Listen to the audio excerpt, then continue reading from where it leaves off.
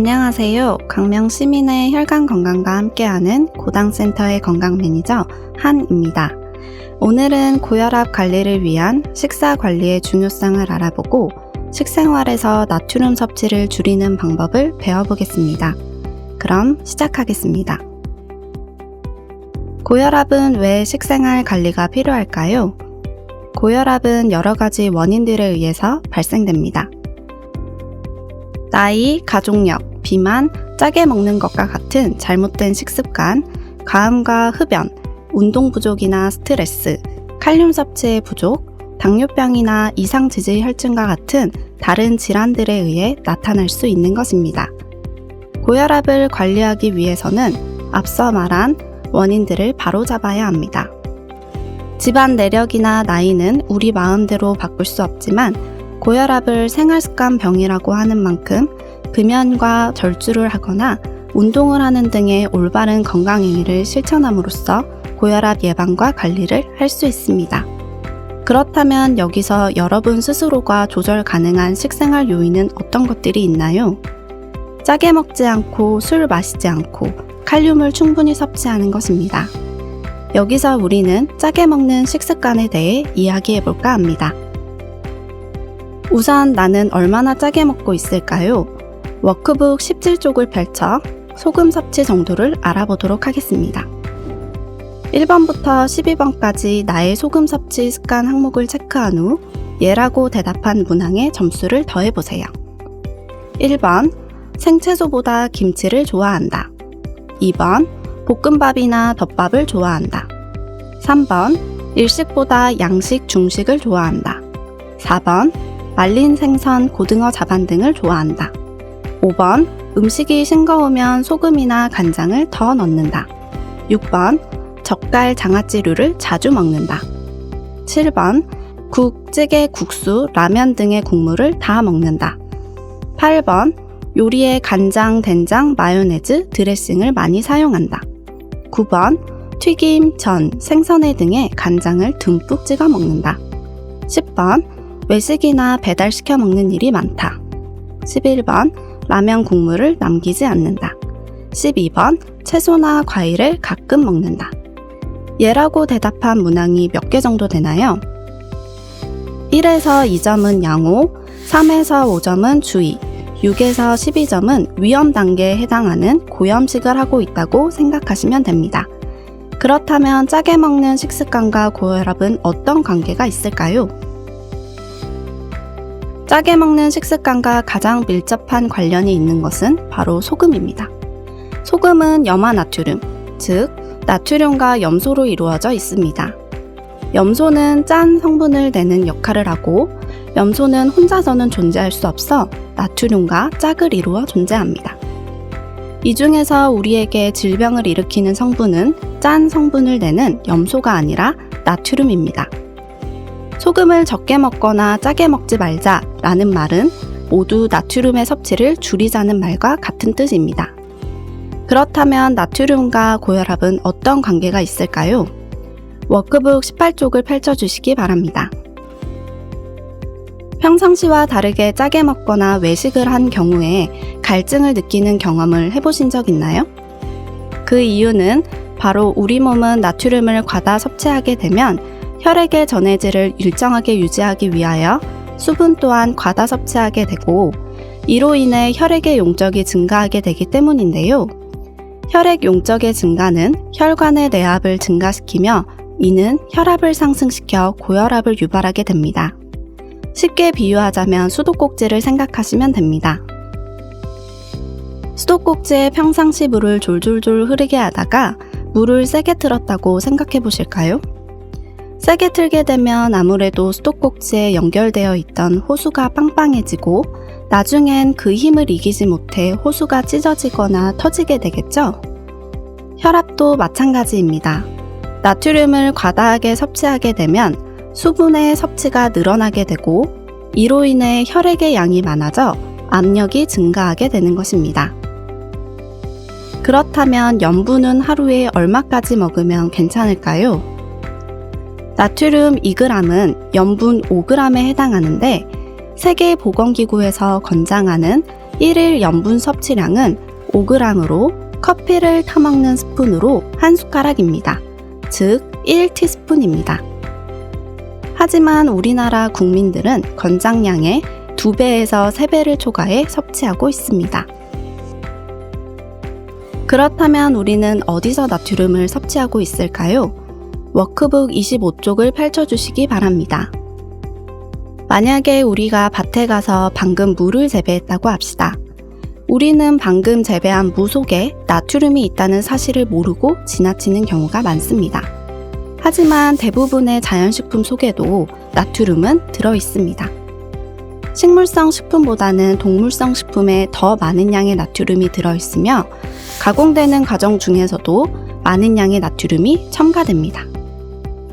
또한 이러한 식품을 조리할 때 우리는 조미료나 양념류를 더 넣기도 합니다. 따라서 우리가 하루에 먹게 되는 나트륨의 총량을 계산할 때는 이 3가지의 양을 모두 합산해야 하고 생각보다 많은 양의 나트륨을 먹고 있기 때문에 결핍의 우려는 매우 적으며 섭취를 줄이려는 노력을 해야 합니다. 그럼 워크북 20쪽을 통해 나트륨 섭취를 줄이고 싱겁게 먹는 방법에 대하여 배워보도록 하겠습니다. 우리나라 사람이 나트륨을 섭취하는 경로를 살펴보면 양념류와 채소류를 섭취하는 양이 가장 많고 나트륨 섭취에 가장 크게 기여하는 식품은 소금으로서 전체 섭취량의 23.8%를 차지합니다. 따라서 나트륨 섭취를 줄이기 위해서는 다음과 같은 식습관을 지키는 것이 바람직합니다. 나트륨 섭취를 줄이기 위해 평소 국물은 짜지 않게 하고 국물을 적게 먹도록 합니다. 라면, 칼국수 등의 경우도 면 위주로 먹습니다.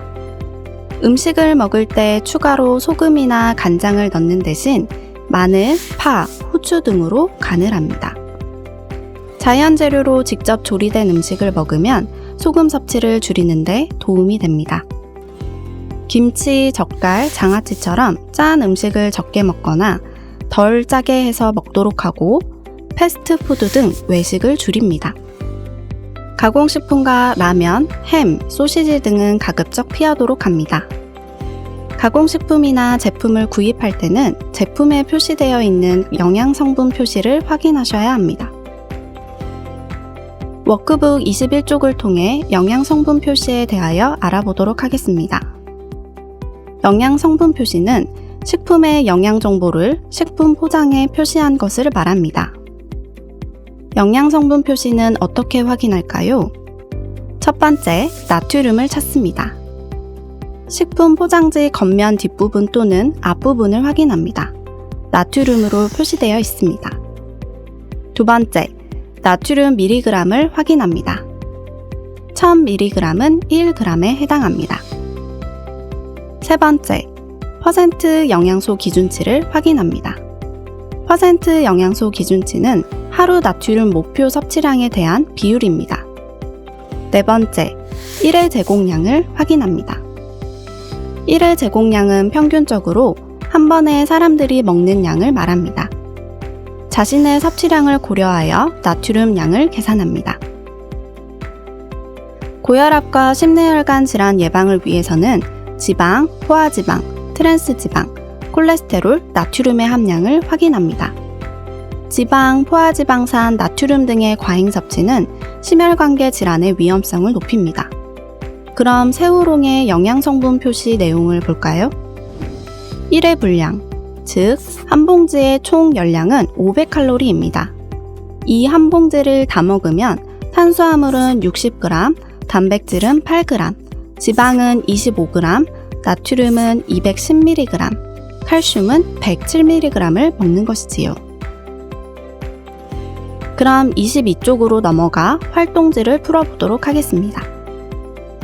1번, 맛있지롱 과자 한 봉지를 다 먹었을 때의 나트륨 양은 얼마일까요? 맛있지롱의 1회 제공량은 한 봉지라고 표기되어 있으므로 나트륨도 20mg입니다. 2번, 땡기지롱 과자 한 봉지를 다 먹었을 때의 나트륨 양은 얼마일까요? 정답은 90mg입니다. 땡기지롱 과자의 경우 1회 제공량이 9분의 1봉지로 표기되어 있으므로 나트륨 10mg에 곱하기 9를 하여 90mg이 나오는 것입니다. 3번.